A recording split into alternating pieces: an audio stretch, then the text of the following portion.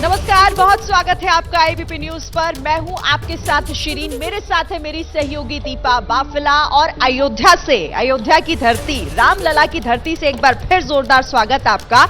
और आज आगे का एजेंडा का ये स्पेशल बुलेटिन अगले 1 घंटे आप यहीं से देखने वाले हैं। नमस्कार, सुप्रभात, भगवान राम की नगरी से आप सभी को राम राम। और ये स्पेशल प्रोग्राम आपके लिए लेकर हम सीधे अयोध्या से आए हैं। सरयू का किनारा है राम की पैड़ी, जहां पर ये भव्य तैयारी हमने भी की है। अयोध्या में प्राण प्रतिष्ठा से पहले किस तरीके से अनुष्ठान की शुरुआत हो रही है, कैसे पूरे विधि विधान के साथ तमाम अनुष्ठान किए जाएंगे, ताजा तस्वीरें आपको सबसे पहले दिल्ली से हम दिखाते हैं। और साथ ही साथ देखिए यहाँ पर क्या कुछ होने जा रहा है, कितनी हलचल हो रही है, उसके बारे में हर एक जानकारी हम आपको देंगे। और ताजा तस्वीरें आपको दिल्ली से हम दिखाते हैं। अनुराग ठाकुर जो है केंद्रीय मंत्री, वो सफाई अभियान में जुटे हुए हैं। आपको क्योंकि मकर संक्रांति के बाद से अलग अलग हिस्सों में सफाई अभियान बीजेपी चला रही है। सरकार की तरफ से एक आ गया कि अपने आसपास के मंदिरों में सफाई आप करें। और खुद केंद्रीय मंत्री अनुराग ठाकुर जो है वो हनुमान मंदिर पहुंचे हुए हैं और वहां पर सफाई अभियान को आगे बढ़ाते हुए वो दिखाई दे रहे हैं।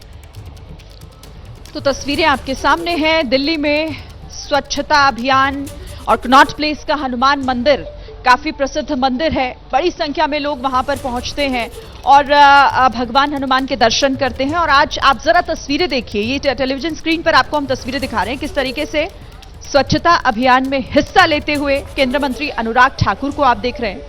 अलग अलग जगहों पर लगातार इसी तरीके से स्वच्छता अभियान भी लगातार सरकार की तरफ से चलाया जा रहा है, एक मैसेज दिया जा रहा है।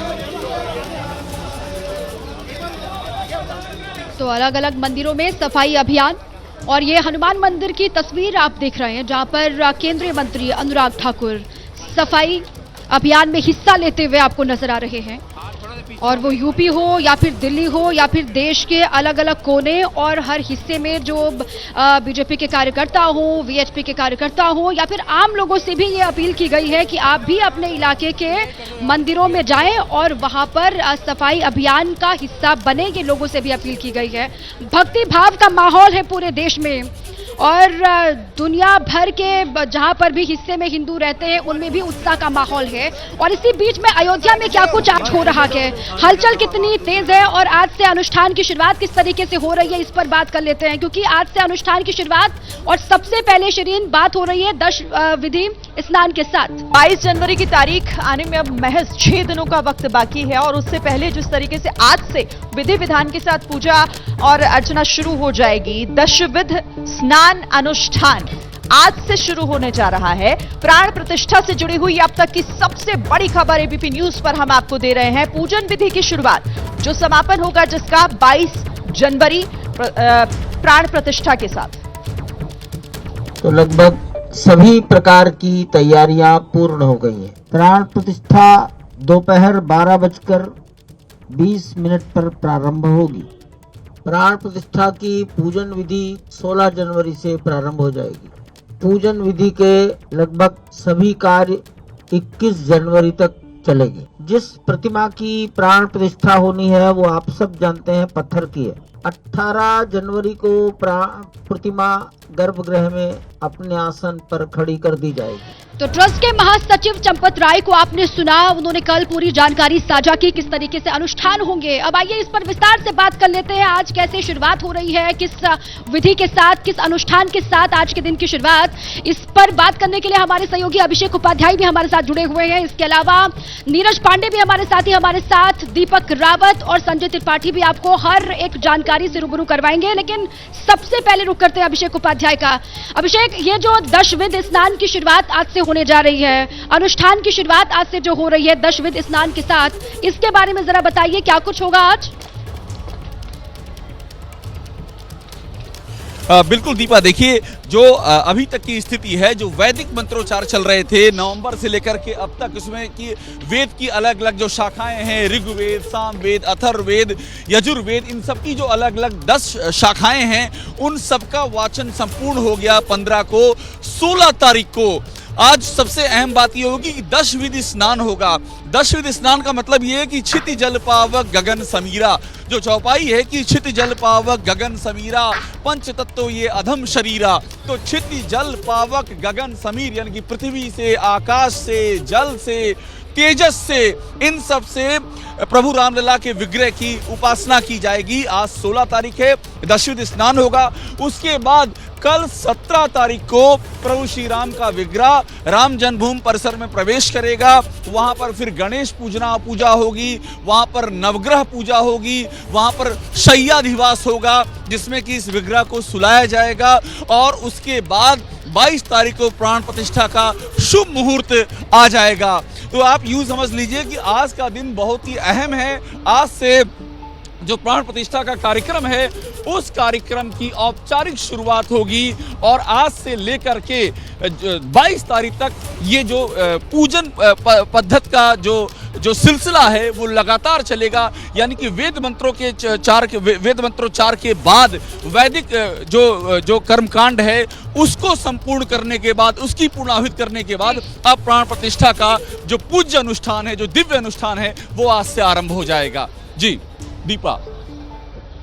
बिल्कुल, तो आज से विधि विधान तरीके से जो पूजन है, पूजन विधि है, उसकी शुरुआत हो जाएगी और महज 6 दिनों का वक्त बाकी है जब रामलला अपने मंदिर में विराजेंगे, उनकी मूर्ति की प्राण प्रतिष्ठा की जाएगी। लेकिन उससे पहले आज से तमाम विधि विधान जो है वो शुरू होने जा रहे हैं। अभिषेक, आप रहिएगा हमारे साथ। तो ये तो देखिए अयोध्या की बात हो गई दीपा, लेकिन अयोध्या के साथ साथ दिल्ली में भी इस वक्त सरगर्मी तेज हो गई है और अरविंद केजरीवाल, आम आदमी पार्टी और मुख्यमंत्री अरविंद केजरीवाल जिस तरीके से वो भी अपनी भक्ति दिखा रहे हैं, क्योंकि देश में चुनावी माहौल है, तो ऐसे में अपनी भक्ति के जरिए वो कैसे देश को अपनी शक्ति दिखाने की कोशिश कर रहे हैं। आज से शुरुआत आम आदमी पार्टी भी कर रही है। अलग अलग जगहों पर हनुमान चालीसा का पाठ, सुंदरकांड का पाठ भी किया जाएगा और इसका ऐलान आम आदमी पार्टी की तरफ से पहले ही कर दिया गया था और ये कहा जा रहा था कि ये हिंदुत्व का जो कार्ड है वो अब आम आदमी पार्टी की तरफ से भी जो है वो खेला जा रहा है। और खुद ट्वीट करके अरविंद केजरीवाल ने इस बारे में जानकारी दी है कि तो वो दोपहर 3 बजे हनुमान मंदिर जाएंगे रोहिणी इलाके में और वहां हनुमान चालीसा का पाठ करेंगे।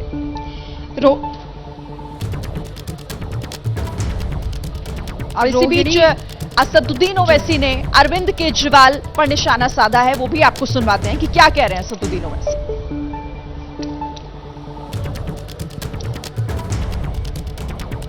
देखिए, दिल्ली में केजरीवाल सरकार के सुंदरकांड और हनुमान चालीसा पाठ के ऐलान के बाद AIMIM अध्यक्ष असदुद्दीन ओवैसी ने आपके इस फैसले पर ऐतराज जाहिर किया है। भड़के ओवैसी साहब, आपके सुंदरकांड पाठ पर आरएसएस के छोटे रिचार्ज का बड़ा ऐलान। ओवैसी ने यह बात कही है। अब जिस तरीके से हनुमान चालीसा का पाठ और सुंदरकांड करवाया जा रहा है आम आदमी पार्टी की तरफ से, इसी पर ओवैसी साहब ऐतराज जाहिर कर रहे हैं। सुंदरकांड पाठ शिक्षा है या सेहत, ओवैसी ने यह कहा। ये फैसला 22 जनवरी के उद्घाटन की वजह से लिया गया है, ये साफ तौर पर ओवैसी ने कहा है।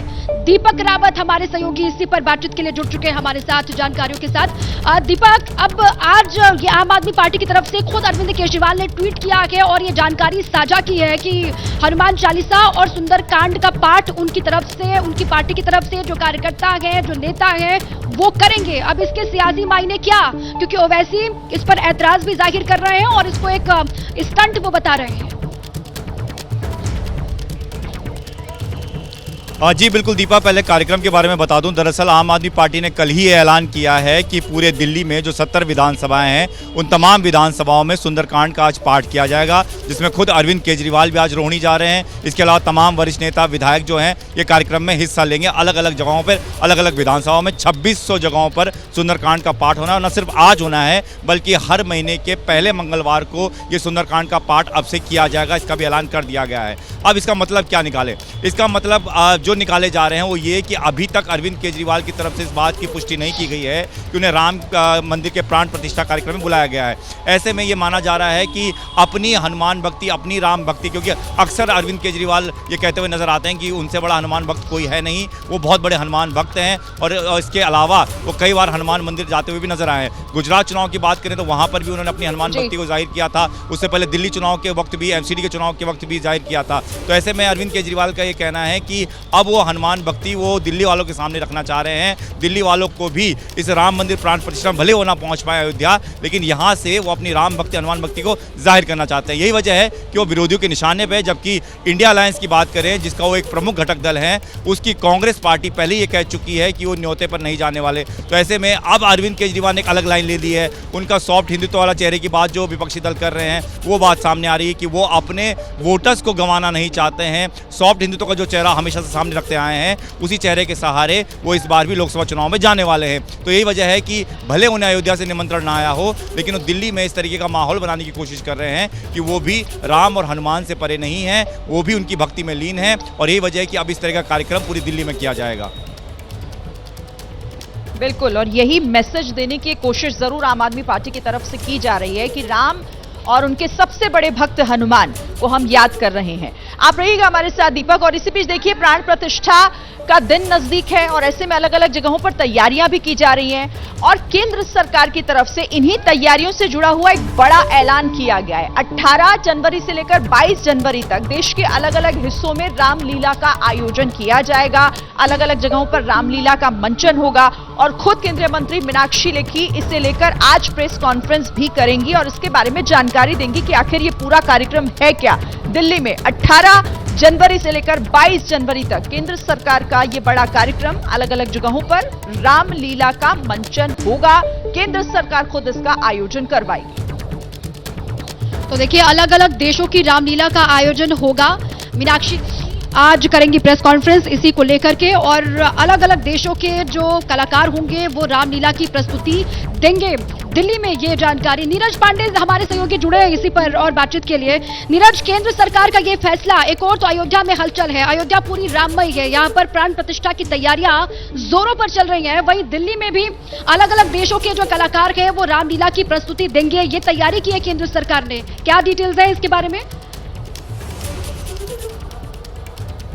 देखिए, केवल अयोध्या ही राममय नहीं हो चुकी है, पूरा देश राममय हो चुका है। और इसी कड़ी में आज मीनाक्षी लेखी जो खुद संस्कृति मंत्री हैं देश की, वो आज प्रेस कॉन्फ्रेंस करने वाली हैं और इसकी जानकारी देने वाली हैं। चूँकि 18 से 22 जनवरी के बीच में एक पूरे अलग अलग देशों में जो रामलीला होती है उसका मंचन भारत में होगा। यानी कि विदेश के जो कलाकार हैं वो संस्कृति मंत्रालय के जरिए भारत के अलग अलग हिस्सों में ये रामलीला का मंचन करेंगे और ये बताएंगे कि कैसे भारत की जो रामलीला है विदेशों में भी प्रचलित है और ये कोई केवल भारत की परिधि या सीमा तक सीमित नहीं है, बल्कि वर्ल्ड के अलग अलग हिस्सों में, अलग अलग देशों में की जाती है। आप देखिए तो अर्जेंटीना में रामलीला का आयोजन होता है, थाईलैंड में रामलीला का आयोजन होता है। इसके अलावा आपके बहुत ही मतलब आसपास की जितनी कंट्री हैं, श्रीलंका में रामलीला का आयोजन, नेपाल में रामलीला का आयोजन होता है। तो आप ये समझिए कि बाली की रामलीला तो पूरे वर्ल्ड में फेमस है। तो कहने का मतलब ये है कि आज जो संस्कृति मंत्रालय इसकी घोषणा करने जा रही है, दरअसल वो विदेश के अलग अलग देशों में जो रामलीलाएं होती हैं, रामलीला के जो कलाकार हैं वो भारत में रामलीला का मंचन करेंगे और ये बताएंगे कि कैसे अयोध्या से निकलकर राम आज पूरे देश के हो चुके हैं। बिल्कुल आपने सही कहा, अयोध्या से निकलकर राम पूरे देश के हालांकि पहले भी थे, लेकिन अब जो राममय माहौल पूरे देश में दिखाई दे रहा है वो अलग है। उसका उत्साह, उसका उमंग, उसकी जो उमंग है वो अलग ही लोगों में देखने को मिल रही है और इसीलिए पॉलिटिकल पार्टीज की अब ये आप मजबूरी कह लीजिए या फिर चुनाव नजदीक है तो इस वजह से हर पार्टी इस वक्त राम में नजर आ रही है, राम का नाम ले रही है। देखिए, कांग्रेस के आला कमान ने भले ही निमंत्रण अस्वीकार कर दिया हो ये कहकर कि ये तो पॉलिटिकल पार्टी का इवेंट लग रहा है, बीजेपी का इवेंट लग रहा है, लेकिन यूपी कांग्रेस के कई नेता कल अयोध्या आए, दर्शन किए और यहां पर एक मैसेज देने की कोशिश की कि राम में कांग्रेस भी है, भगवान श्री राम कांग्रेस के दिल में भी बसते हैं। लेकिन अब देखना होगा कि इस मैसेज का क्या असर होता है, ये समझने के लिए हम रुक करेंगे। मेरे सहयोगी संजय त्रिपाठी हमारे साथ बने हुए हैं। संजय, आला कमान के इनकार के बाद यूपी कांग्रेस के नेताओं का अयोध्या पहुंचना, मैसेज था कि भगवान राम कांग्रेस के भी दिल में है, लेकिन ये मैसेज कहां तक पहुंचा? देखिए शिरीन, आप लंबे समय से अयोध्या में रिपोर्टिंग कर रही हैं, आपने वहाँ की गलियों की खाद छानी है और आपने साफ तौर पर ये देखा होगा कि अयोध्या में आने वाले जो लोग हैं वो केवल उत्तर प्रदेश, उत्तराखंड, बिहार या आसपास के राज्यों के नहीं हैं, बल्कि राजस्थान, हरियाणा, केरल, कर्नाटक, तमिलनाडु समेत कई राज्यों के हैं और जत्था जत्था आकर के राम का दर्शन करता है। ऐसे में जब राम का काम होगा तो निश्चित रूप से उनके मन में जो छवि है, जो लोग राम का काम कर रहे हैं उनके प्रति सकारात्मक होगी।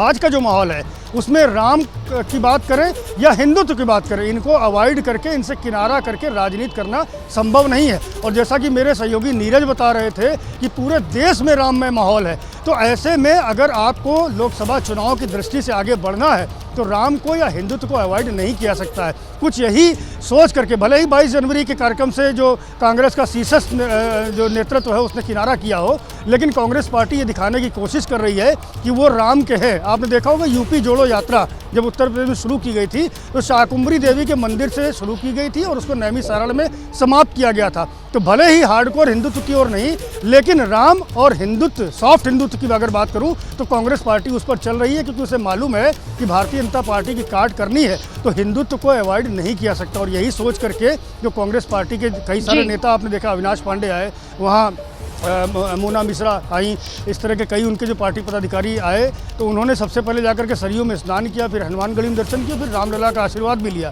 साथ ही साथ वहाँ खिचड़ी भोज भी किया और तमाम साधु संतों से मुलाकात की। तो एक संदेश साफ तौर पर देने की कोशिश की गई है कि कांग्रेस पार्टी के दिल में भी बिल्कुल, और पॉलिटिकल पार्टियां मौजूद है जो भी करती है, संजय आप सही कह रहे हैं, उसके पीछे एक गहरा संदेश भी होता है। वही संदेश देने की कोशिश यूपी कांग्रेस के नेताओं ने कल की, जब गदा लेकर के आगे बढ़ते हुए दिखाई दिए प्रदेश अध्यक्ष कांग्रेस पार्टी के अजय राय और उनके साथ चलते हुए दिखाई दिए अविनाश पांडे, जो कि प्रभारी है कांग्रेस पार्टी के। बहुत शुक्रिया संजय आपका भी, नीरज आपका, दीपक आपका भी, और अभिषेक भी हमारे साथ जुड़े हुए थे। आप सभी का तमाम जानकारियों के लिए और बातचीत के लिए भी। राम की नगरी अयोध्या से हमारी खास पेशकश आप लगातार देख रहे हैं। अयोध्या से लगाए दिल्ली और दिल्ली से लगाए पूरा देश इस वक्त राममय है। दिल्ली में केंद्रीय मंत्री अनुराग ठाकुर कनॉट प्लेस में हनुमान मंदिर पहुंचे और वहां पर सफाई अभियान में उन्होंने हिस्सा लिया, सफाई की। उसके बाद हनुमान मंदिर में पूजा अर्चना भी उन्होंने की है। अयोध्या तो राममय है ही, लेकिन अयोध्या के साथ साथ पूरा उत्तर प्रदेश और पूरा देश इस वक्त राम के रंग में रंगा हुआ है। अलग अलग हिस्सों में सफाई अभियान लगातार आगे बढ़ाया भी जा रहा है। और दिल्ली में कनॉट प्लेस में हनुमान मंदिर में जब पहुंचे अनुराग ठाकुर और वहां पर पूरे विधि विधान के साथ जब पूजा अर्चना की, ये उस वक्त की तस्वीर आप देख रहे हैं। कुछ लोग ऐसे हैं जिनको राम मंदिर बनना अभी भी पसंद नहीं आ रहा। किसी को प्राण प्रतिष्ठा के कार्यक्रम से दर्द हो रहा है, किसी को राम मंदिर के बनने से दर्द हो रहा है, किसी को अपनी राजनीति करने के लिए कोई ना कोई बयान देना है। मैं इतना ही कहूँगा कि टीका टिप्पणी बंद करें, बयानबाजी बंद करें। 500 वर्षों की प्रतिज्ञा और 500 वर्षों की प्रतीक्षा, इन दोनों को ही बाद आज देश में भव्य राम मंदिर बना, जिसको देखने के लिए देश और दुनिया के करोड़ों लोग आने वाले वर्षों में आएंगे। एक बार 22 तारीख का बड़ा भव्य कार्यक्रम हो जाए, उसके बाद देश के भक्तों के लिए राम मंदिर के द्वार भी खुलने वाले हैं। आप आइए, बड़ी संख्या में ट्रेनें चलेंगी, बाकी सब कुछ होगा। मेरा केवल इतना है कि आइए, तब तक 22 तारीख तक हम सब लोग अपनी ओर से स्वच्छता अभियान चलें, एक भक्त के नाते मंदिरों की सफाई करें। एबीपी न्यूज की ये खास कवरेज सीधे अयोध्या से आप देख रहे हैं राम राज्य। मैं हूं आपके साथ शिरीन और मेरे साथ है मेरी सहयोगी दीपा बाफिला। देखिए, पूरे देश को इंतजार है 22 जनवरी का। 22 जनवरी को जब प्राण प्रतिष्ठा होगी तो इस पूरे समारोह में क्या क्या होगा, प्राण प्रतिष्ठा की पूरी प्रक्रिया आखिर क्या है, और अब जब ये संपन्न हो जाएगा तो आप दर्शन कैसे कर पाएंगे। आइए आपको दिखाते हैं 22 जनवरी से जुड़े 22 सवालों के जवाब इस रिपोर्ट में।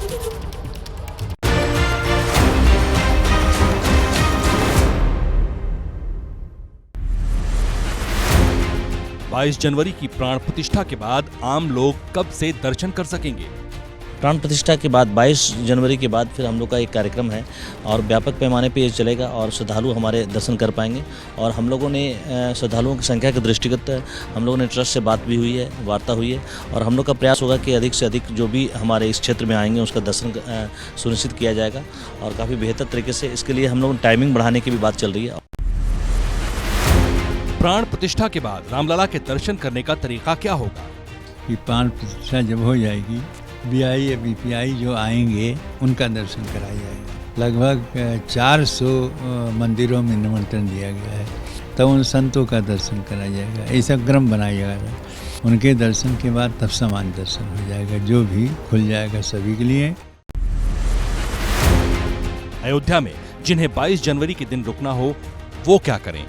जिन लोगों को ट्रस्ट ने आमंत्रण दिया है उनके रुकने की भी व्यवस्था को यहाँ पर होटल में और जो टेंट सिटी बन रही है टेंट उसमें रोकने का काम ट्रस्ट के लोग करेंगे और सबको सम्मान के साथ ठहराने की व्यवस्था रहेगी। 20 तारीख, 21, 22 और 23। 22 जनवरी के बाद हर दिन कितने लोग दर्शन कर पाएंगे? पहले एक लाइन लग चलती थी, अब 2 लाइन 3 लाइन करके पंक्ति में लोग दर्शन कराएंगे, जिससे से अधिक लोग दर्शन कर सकें। कि 12 से 14 घंटे मंदिर खुलेगा, तभी हम वहाँ पर आने वाले श्रद्धालुओं को दर्शन करा सकेंगे। जहां रामलला की नई मूर्ति की प्राण प्रतिष्ठा की जाएगी, क्या वहीं राम का जन्म हुआ था? निर्माण कार्य जब से चल रहा था, उत्खनन हुआ, फिर भी वहाँ पर एक जो है लोहे की कील गाड़ी हुई थी। फिर जैसे जैसे हम बढ़ाते गए वैसे वैसे हम वहाँ पर तत्काल एक भी पॉइंट इधर उधर नहीं होने दिया कि आज नहीं अनाज से जहाँ से हम उस पर पूजा करते चले आ रहे हैं, उसको जन्मभूमि मानते चले आ रहे हैं, आज इसके नाते वहीं पर भगवान की प्राण प्रतिष्ठा। रामलला की पुरानी मूर्ति का क्या होगा? वो कहाँ स्थापित होगी? अभी जो जितने मूर्तियां हैं वो सारी मूर्तियां वहां पर रहेगी। कदाचित 21 तारीख को किसी समय उन्हें वर्तमान स्थान से गर्भगृह में लाया जाएगा और एक दिन 22 तारीख को दर्शन की व्यवस्था नहीं होगी, 23 से दर्शन शुरू हो जाएगा। रामलला की मूर्ति का सूर्य तिलक क्या है और उसका समय क्या होगा?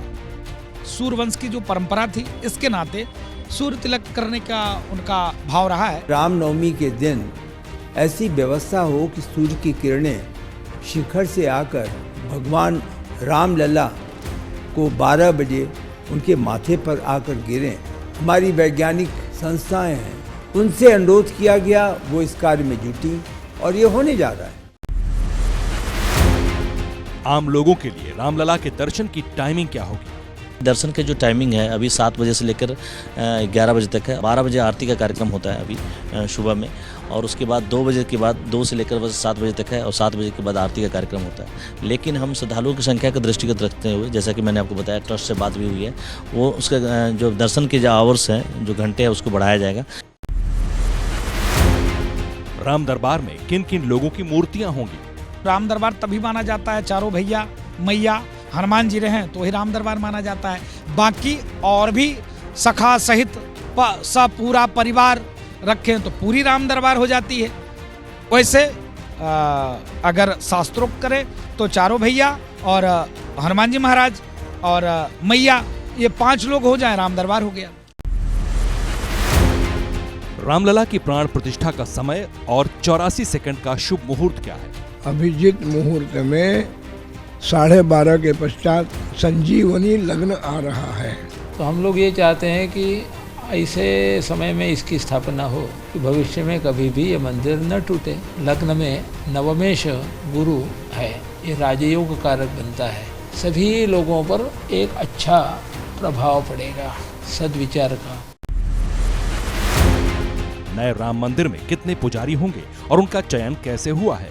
1 मार्च 92 को हम पुजारी हुए, तो हमने 4 और पुजारियों की नियुक्ति करके, एक में 5 पुजारी और 2 कर्मचारी और भंडारी, ये सब की नियुक्ति करके फिर अपना पूरी व्यवस्था जो है उसी समय से 1 मार्च 92 से संभाल लिया। अब इसमें बदलाव यदि होगा तो बताएंगे, तो किस रूप में बदलाव होगा, कैसे होगा। राम मंदिर के नए पुजारियों को ट्रेन किया जा रहा है, कहां और कौन कर रहा है? ट्रस्ट अपना कर रहा है, और ट्रस्ट में 20-21 पुजारी ऐसे हैं जिनकी ट्रेनिंग दी जा रही है। उनकी 6 महीना ट्रेनिंग होगी। अभी वो ट्रेन नहीं हुए हैं, 6 महीना भी समय लगेगा, अभी 1 महीना बीता है। ये जो आएंगे वो कहाँ कैसे करेंगे, वो वहाँ के जो ट्रस्ट के अधिकारी हैं वो उसको नियुक्ति करेंगे। प्राण प्रतिष्ठा के वक्त गर्भगृह में कौन कौन मौजूद रहेगा? जो आचार्यगण हैं जो पूजा कराएंगे और जो पूजा कर रहे हैं वो तो होंगे ही। गर्भगृह में प्रधानमंत्री जी और सरसंघचालक जी होंगे ही। गर्भगृह में जो जजमान होगा वो होंगे ही। गणमान्य व्यक्तियों में प्रदेश के गवर्नर और मुख्यमंत्री जी होंगे। पीएम मोदी रामलला से पहले जटायु का आशीर्वाद क्यों लेंगे? क्योंकि उनके पिताजी से उनकी सहायता की राम की, इसीलिए जटायु की महत्व बढ़ गया। और जटायु को से पहले ये हमारे मोदी अभी उसे मूर्ति आ गई है, और लेकिन अभी उसको खोला नहीं गया, आपके दर्शन नहीं हुआ। जब आ जाएंगे तो उन्हीं के द्वारा उनका भी उद्घाटन किया जाएगा और लोग जाके उनका भी दर्शन करेंगे। राम मंदिर में हर रोज आरती का समय क्या होगा और क्या आम लोग शामिल हो सकेंगे? हर चीज का एक समय निश्चित होगा। आरती में चूंकि आरती के समय एक सीमित दायरे में लोग ही वहाँ हो सकते हैं, इसलिए उनको अभी भी पास दिया जा रहा है। आगे भी हो सकता है कि उनको पास दिया जाए। रामलला के दर्शन के लिए क्या पास या टिकट की जरूरत होगी? जो भी पहले आएंगे लाइन और क्यू जो व्यवस्था है, और उसके लिए मल्टीपल लोकेशंस हैं। 16 पॉइंट्स चेक पॉइंट्स बनाए गए हैं। काफ़ी बड़ा स्तर पे हम लोगों ने जन्मभूमि पथ तैयार किया है। पीएफसी जो हमारा पिलग्रिम फैसिलिटी सेंटर्स है बना है, उसमें 16 पॉइंट्स है जो चेकिंग होंगे, तो काफ़ी तेज़ गति से होगा। काफ़ी बड़ा पीएफसी भी ट्रस्ट के द्वारा बनाया गया है। पास की हम लोग के यहाँ व्यवस्था नहीं है, यहाँ पे जो भी आएंगे दर्शन कर सकते हैं। अयोध्या जाने पर रुकने और भोजन करने की व्यवस्था में कोई बदलाव है? सैकड़ों भंडारा यहाँ पर चलाने वाले हैं, जिससे जो भी श्रद्धालु, जो भी राम भक्त अयोध्या हैं, उनको भोजन प्रसाद मिल सके। 6 भोजनालय चलेंगे। अभी आप दिखा रहे थे भोजनालय में, 6 भोजनालय, तो 6 सेक्टर्स में इसको बांट दिया गया। 22 जनवरी के बाद अयोध्या में कितने शहरों से सीधी फ्लाइट जाएगी? दिल्ली से तो रेगुलर फ्लाइट अभी हमारी चालू ही है। मुंबई से 16 से मुंबई की फ्लाइट शुरू हो रही है, और इंडिगो की फ्लाइट जो है अहमदाबाद से शुरू की थी, जो कि सप्ताह में 3 दिन चलेगी। तो अहमदाबाद, मुंबई और दिल्ली के लिए हमारी रेगुलर फ्लाइट्स यहाँ से बिल्कुल चलेगी। बेंगलोर और हैदराबाद का और रहेगा बाद में। अयोध्या एयरपोर्ट कब तक फुल स्विंग में आएगा और कितने देशों से जुड़ेगा? अभी इंटरनेशनल फ़्लाइट्स का कोई ऐसा हमें सूचना नहीं मिली है, और इंटरनेशनल फ़्लाइट्स जो हैं वो दिल्ली, जैसे लखनऊ है या दिल्ली है, वहाँ से उतर करके डोमेस्टिक फ़्लाइट के रूप में ही यहाँ पर आएगी। ये सर इंटरनेशनल एयरपोर्ट? बिल्कुल इंटरनेशनल एयरपोर्ट है, और निकट भविष्य में ही हम इसको इंटरनेशनल फ़्लाइट्स यहाँ से शुरू करेंगे।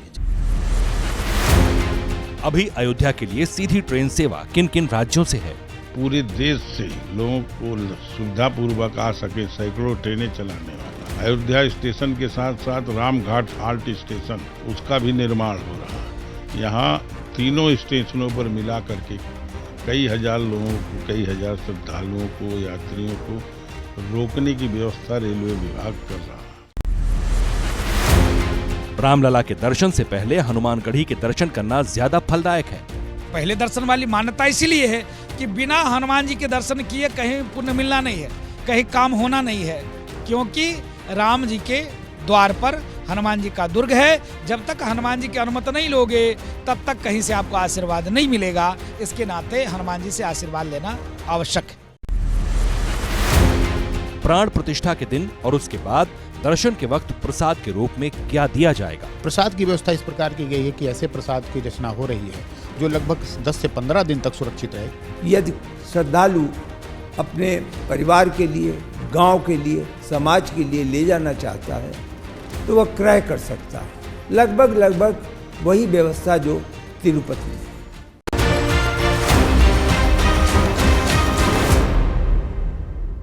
नमस्कार, एबीपी न्यूज पर हाजिर हूं मैं रुमाना इसार खान। अयोध्या में 22 जनवरी को भगवान श्री राम के भव्य दिव्य मंदिर में प्राण प्रतिष्ठा का कार्यक्रम, जिसको लेकर देश भर में उत्साह है। इस समारोह के साक्षी बनने के लिए बहुत से राम भक्तों को न्योता दिया गया है, और इन्हीं में से एक हैं फिल्मी जगत से जुड़े निर्माता निर्देशक मधुर भंडारकर। पद्मश्री से सम्मानित देश की जानी मानी शख्सियत है मधुर भंडारकर जी। इस समय एबीपी न्यूज पर हमारे साथ मौजूद है मधुर भंडारकर जी। बहुत स्वागत आपका एबीपी न्यूज में। निमंत्रण मिला है आपको, बधाई आपको इसके लिए, और जरा देश को बताइए तैयारी क्या है मधुर जी, कब जाएंगे? रोमाना जी बहुत बहुत धन्यवाद, आप लोग ने एबीपी में मुझे बुलाया, और मुझे इस बात की खुशी है कि मुझे निमंत्रण मिला है। और जब ये बात 8 दिन पहले, मैंने पिछले साल 2023 में मुझे फ़ोन आया था अयोध्या से और कहा गया कि आपको बुलाया जा रहा है, तो मैं बहुत खुश हुआ और मैं फूले नहीं समाया, मैं आपको बता नहीं सकता कि इतना खुश हुआ मैं कि मुझे न्योता दिया जा रहा है और मुझे बुलाया जा रहा है कि प्राण प्रतिष्ठा के लिए 22 जनवरी को 2024 को। तो बहुत खुश था मैं और नम हो गया मैं थोड़ी देर के लिए। और मेरे ख्याल से ये अपने आप में बहुत बड़ा मेरे लिए बहुत बड़ा एक अचीवमेंट है मेरे लिए कि जिस पूरा विश्व उस दिन देखेगा और मैं वहाँ पे एज अ गेस्ट रहूँगा। बहुत अच्छा लगा मुझे। तो फोन आने की बात तो आपने बताई, अभी मैं दर्शकों को वो तस्वीरें दिखा रही हूँ जिसमें आपके हाथ में बाकायदा वो निमंत्रण है जो इस समारोह में आमंत्रित करने के लिए आपको दिया गया। जिस समय ये निमंत्रण आपके हाथ में आया उस समय की अनुभूति क्या रही? रमना जी, बहुत ही अच्छा लगा, मैं बड़ा खुश था। और जब उन्होंने कहा कि जो ऑर्गेनाइज़र है उन्होंने कहा कि हम आना चाहते हैं और आपको इनवाइट देना चाहते हैं ऑफिस में आके, बहुत खुश था। बहुत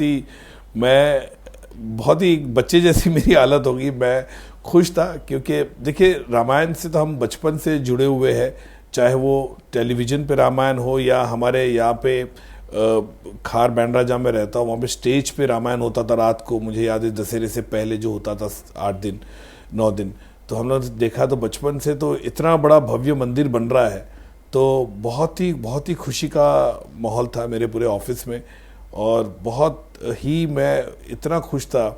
और बस जाने की तैयारी है। अभी 21 तारीख को मैं जाऊंगा और 22 को अटेंड करूंगा और 23 का प्लान है फिर से मुंबई में वापस आने का। ये बताइए मुझे कि बॉलीवुड में कुछ और कलाकारों को भी बताया जा रहा है कि निमंत्रण मिला है, आपका किसी से राब्ता हुआ? और जो लोग आपके साथी फ्रेटर्निटी के लोग जो जा रहे हो अयोध्या धाम जिन्हें न्योता मिला है? इसकी जो चर्चा मैं हर जगह है। मैं अभी दुबई में था न्यू ईयर के लिए भी, वहाँ पे भी लोगों ने मुझे काफ़ी लोगों ने कहा कि बहुत अच्छा है कि राम मंदिर। कहीं लोग मुझे फ़ोन करे दुबई लंदन अमेरिका से आना चाहते हैं, उनको भी चाहिए इनवाइट लेकिन मुश्किल हो रहा है, इनवाइट मिल नहीं रहा है। कि एक इतना खुशी का उत्साह का माहौल है पूरे देश में और मैं कहूँगा कि विश्व में भी हर जगह। मैंने कहा ना कि लंदन अमेरिका सब जगह से मुझे फ़ोन आए, दुबई से कितने हिंदुस्तानी है जो अपने भारतीय है, सब लोग को आने की इच्छा है। सब लोग ने कहा मुझे फोटो भेजना वहाँ से मधुर। हम लोग को अपार्ट फ्रॉम हिंदी सिनेमा मैंने सुना कि साउथ दक्षिण से काफ़ी लोग आ रहे हैं, ये भी मैंने सुना आपके माध्यम के थ्रू। ऋषभ शेट्टी है, पवन कल्याण है, अपना रामचरण है, अल्लू अरविंद है, रजनीकांत सर है, काफ़ी लोग आ रहे हैं दक्षिण से भी। तो डेफिनेट और कहीं बड़े बड़े दिग्गज जो इंडस्ट्रियलिस्ट है वो आ रहे हैं। मुझे बताइए कि अयोध्या धाम जाना हुआ, इससे पहले प्रभु श्री राम ने बुलाया आपको? रामलला के दर्शन पहले किए आपने? हाँ, मैं आपके यहाँ से ये साझा करना चाहता हूँ। इससे पहले 2 बार मैं अयोध्या जा चुका हूँ और मैं आपको ये भी बता दूं कि जब ये 23 में मैं गया था तो छोटे छोटे पत्थर थे वहाँ पे जो कार्विंग बन रही थी, उसके जो सिविनियर है वो भी मैं लेके आके घर में मंदिर में रखा और मैंने कई अपने दोस्तों को भी दिया वो एज अ सिविनियर। राम मंदिर को लेकर जो सदियों का एक संघर्ष रहा है, आपको लगता है कि उस पर भी एक दस्तावेज के तौर पर कोई फिल्म बननी चाहिए? आप इस दिशा में कुछ सोच रहे हैं क्या? नहीं, मैं नहीं सोच रहा हूँ, लेकिन मुझे जहाँ तक नॉलेज है कि कई लोग इस पे ऑलरेडी काम कर रहे हैं काफ़ी सालों से। मेरे ख्याल से हमारे बहुत ही जाने माने फिल्म डायरेक्टर है प्रियदर्शन जी है, वो भी कुछ सीरीज़ के लेवल पे बना रहे। मेरी बात हुई थी उनसे बीच में, वो भी कुछ बना रहे और फिल्म के माध्यम से भी लोग बना रहे हैं डेफिनेटली कि इसके डॉक्यूमेंटेशन जो है, इसकी जो चीज़ें हैं वो लोगों के सामने आनी चाहिए और लोगों को पता चलना चाहिए क्या है बोल के। चलते चलते ये पल जो ऐतिहासिक बनने वाले हैं, धर्म संस्कृति को गौरवान्वित करने वाले ये पल हैं, इन पलों को लेकर देशवासियों को क्या संदेश देंगे आप? मैं यही चाहूँगा कि उस दिन जैसे मोदी जी ने कहा कि दिया जलाए उस दिन, तो डेफिनेटली वो होना चाहिए। एक भव्य बहुत बड़ा ट्रिब्यूट मेरे ख्याल से एक मंदिर के लिए सब लोगों को करना चाहिए। और चाहे हर कोई हो अपने देश में, हर कोई हो, चाहे बाहर भी हो, हर कोई को मेरे ख्याल से वो उसको राम मंदिर को, उस फेस्टिवल को अपना एंजॉय करना चाहिए उस दिन के लिए। बिल्कुल बिल्कुल, पूरी तरीके से माहौल राममय रहने वाला है वैसे भी उस दिन। बहुत बहुत धन्यवाद मधुर भंडारकर जी एबीपी न्यूज से बात करने के लिए, और एक बार फिर से आपको बहुत बहुत बधाई। और जब राम के धाम पहुंचे तो फिर हम सबको अपनी प्रार्थनाओं में याद जरूर रखिएगा। धन्यवाद एक बार फिर से। हम छोटे से ब्रेक के लिए यहाँ पर रुक रहे हैं, फौरन लौट रहे हैं एबीपी न्यूज पर कुछ और खबरों के साथ। धन्यवाद।